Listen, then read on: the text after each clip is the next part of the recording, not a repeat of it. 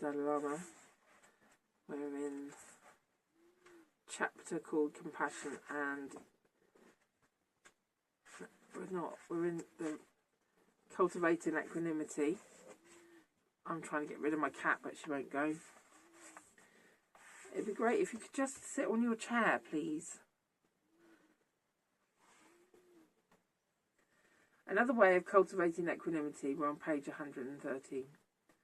At the bottom, last paragraph. Another way of cultivating equanimity and transcending our feelings of partiality and discrimination is to reflect upon how we are all equal in our aspirations to be happy and overcome suffering.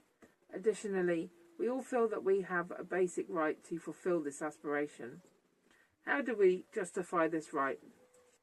Very simply, it is part of our fundamental nature. I am not unique. I have no special privilege.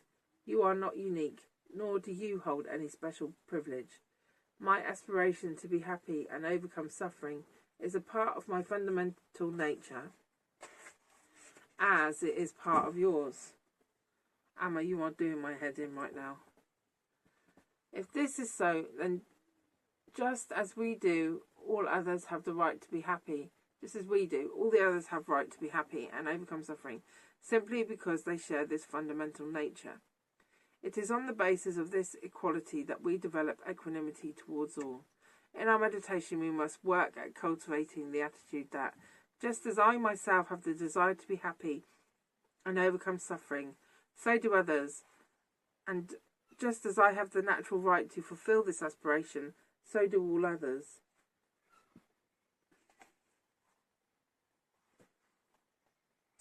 We should repeat this thought as we meditate and as we go about our lives until it sinks deep into our awareness.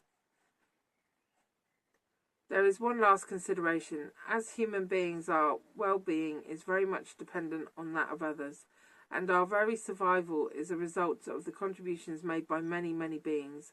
Our birth is dependent upon our parents. Then we need their care and affection for a number of years. Our livelihood, our dwelling, our sustenance, even our success and fame are the result of contributions made by innumerable fellow human beings. Whether directly or indirectly, countless others are involved in our survival, not to mention our happiness. It is profound to sit down and just try and think about how many humans, animals, just living beings are a part of our just being on earth, just being here, just being alive. If we extend this line of reasoning beyond the confines of a single lifetime, I've never done that before, so all the people, imagining all the people that have helped me in this lifetime, or just kept me alive at least, and then you magnify that across potentially lifetimes, we can imagine that throughout our previous lives, in fact, since time without beginning, countless others have made innumerable contributions to our welfare. We conclude, what grounds have I to discriminate? How can I be close to some and hostile to others? I must rise above all feelings of partiality and discrimination. I must be of benefit to all equally. Thich Nhat Hanh has got a really good poem about the concept of past lives, and in it he basically points out that if we have lived innumerable past lives, one after the other, since beginning this time, then we have been every role in reality. The good guy, the bad guy, the victim, the perpetrator. We've been everything. And with that in mind, we can sit humbly before, all alive beings at this point in our growth. And we can see all these living beings and think, because I've been alive since beginning this time, then I have been all of you. And you can get like a big humility from thinking about it in that way. Meditation for equanimity. How do we train our minds to perceive the essential quality of all living beings? It is best to cultivate the feeling of equanimity by first focusing on relatives, strangers or acquaintances, for those for whom you have no strong feeling one way or the other. From there you should meditate impartially, moving on to friends and then enemies. Upon achieving an impartial attitude towards all sentient beings, you should meditate on the love, on the wish that they find happiness they seek. The seed of compassion will grow if you plant it in fertile soil, a consciousness moistened with love. Then you have watered your mind with love. When you have watered your mind with love, you can begin to meditate upon compassion. Compassion here is simply the wish that all sentient beings be free from suffering. What's the time? 10. What I will say about this is, how do you generate love for your enemies who you feel probably deserve a pretty shit time? And there is a case to say that we don't experience understanding for other living beings unless we've experienced pain ourselves. So the natural wish for your enemy to experience the pain that you've experienced because of them is understandable.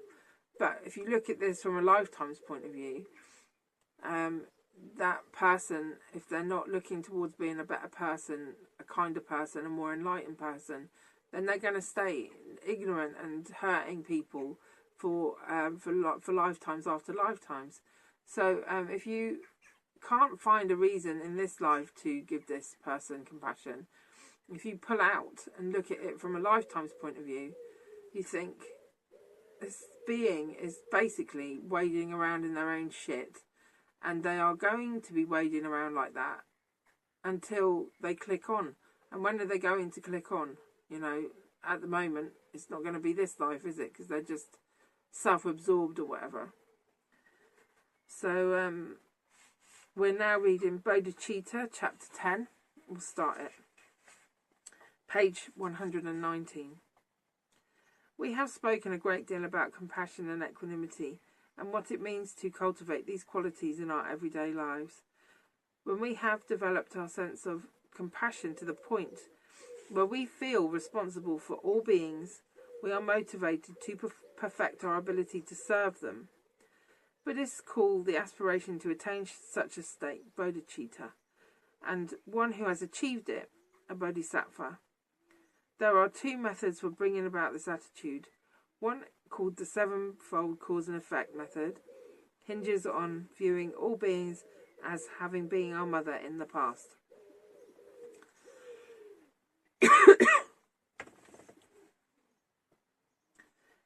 In the other, exchanging self for others, we view all others as we do ourselves. Both methods are considered practices of the method or vast path.